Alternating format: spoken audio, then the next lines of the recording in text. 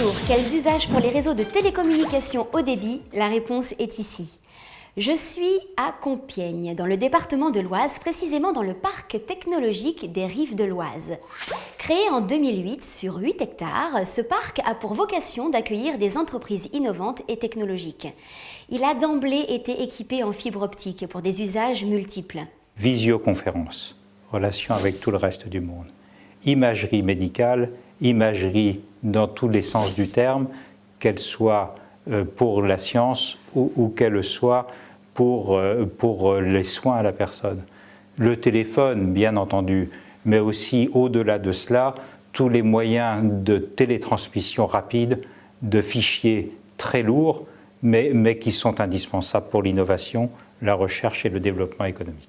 Cette fibre optique est celle déployée par la société Téloise dans le cadre du schéma haut débit voulu par le Conseil général de l'Oise. Alors, exemple d'implantation. L'entreprise DeltaCAD.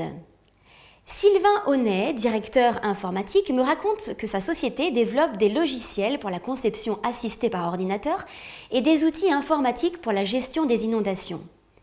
Transmission de données, liaison avec la France et l'international, ce sont autant d'usages de la fibre optique. La qualité de la liaison nous permet aussi d'héberger nos propres sites web directement au sein de l'entreprise et de fournir nos logiciels sous forme de services web à nos clients qui n'installent plus forcément leur logiciel chez eux, mais utilisent les applications à distance. La fibre optique garantit la sécurité des transmissions. On travaille beaucoup avec les constructeurs automobiles.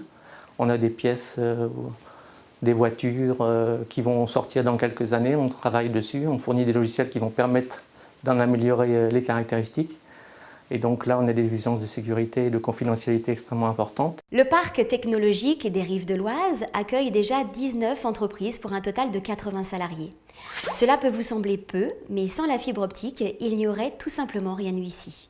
Ces 80 personnes sont le ferment d'entreprises qui vont continuer à se développer, et une fois qu'elles auront atteint la taille qui leur permet de devenir autonomes, eh bien, les zones d'activité qui sont créées dans le Compiègnois sont toutes prêtes à les accueillir, toujours avec le même système de haut débit installé.